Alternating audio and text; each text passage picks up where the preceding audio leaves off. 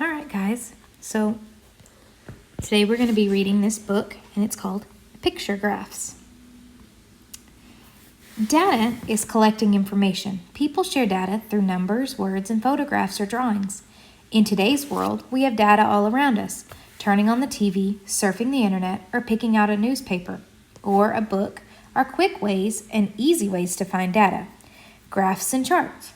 People use data in different ways. One way to share data is by making graphs and charts. Graphs use lines, shapes, and colors to sort and organize data. Graphs are useful because they show data in a way that's easy to understand. Different graphs. There are many different kinds of graphs. Bar graphs, line graphs, picture graphs are the most common. Each kind of graph shows different types of information. Picture graphs. This book will teach you about picture graphs. Picture graphs are also called pictographs. Like bar graphs, they're used to compare information. However, instead of using bars and to show the data, picture graphs use pictures. All picture graphs include the same main parts. Each part has an important purpose and helps the reader to understand the graph. Once we know the parts, you will be able to create your own picture graph. The category labels let the reader know what's being compared. The title tells the reader what the information is being shown on the graph. Remember, if we don't have a title, we don't know that the data goes to. The pictures or symbols show the data that was collected. One symbol equals a specific number. The key shows the value or number of each item in the picture graph. Be a data detective.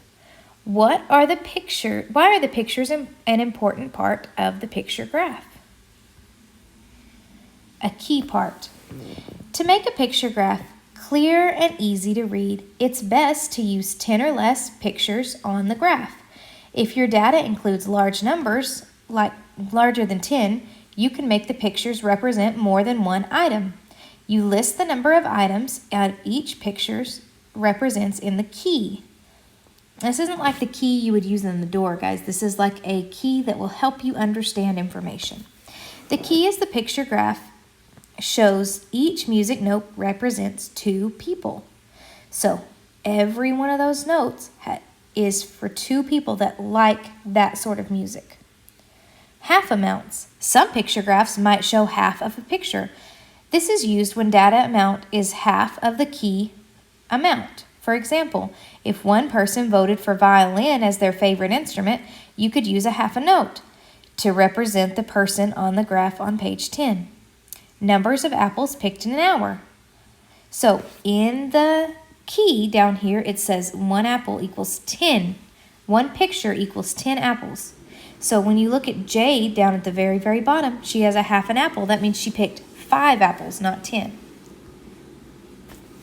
Same and different. Picture graphs can show the same data in 2 different ways. The data can be displayed either vertically or horizontally. A horizontal picture graph, the pictures are drawn in rows. The pictures on a vertical picture graph are drawn into columns. Category labels. The category labels on a vertical picture graph are found at the bottom of the graph. Horizontal picture graphs have labels on the left side, and there's usually more room to fit longer category labels on the horizontal picture graph. Counting animals. Sophie helps out at her local animal shelter every Saturday. When she arrives each week, she counts all the animals and then puts the data into a picture graph. This helps the shelter know how many animals have come and gone over the week. Each week, Sophia begins by creating tally charts. A tally chart is a table with tally marks that shows sets of data. As she counts each animal, she makes 1 tally on the tally chart. Once she's done, she uses the data to help her create a picture graph. So you can see her tally chart down here, and it says Animals at the Shelter on November 5th. That's her title. Creating the graph. Sophia creates a vertical picture graph to use the data she's collected. She first makes a table with the columns for each animal. She adds category labels at the bottom of each column and a title at the top to include the data. Finding the key. Sophie must decide on a key for the graph. She looks at her tally chart. Then she sees some rows that have 10 tally marks, but less than 20. She decides that making each picture on her graph represent 2 animals will be the easiest to read. Adding the data. Sophie's next step is to add the data to her graph. For every 2 tally marks on her tally chart, Sophie draws 1 dog treat. For 1 row on her tally chart that have a tally mark to the left, she draws a half a dog treat to represent just 1. T-charts. Ooh, look, we learned about these today. A T-chart helps you to organize data on a picture graph. It's a really good tool to use when you have to answer questions about the graph where the key is more than 1. A T-chart can be made by simply drawing a capital T on the left side of the vertical line. Then you can write numbers in the column starting with 1. These numbers represent the numbers of pictures on the graph. On the right side, you write the values and the amounts of pictures based on the key.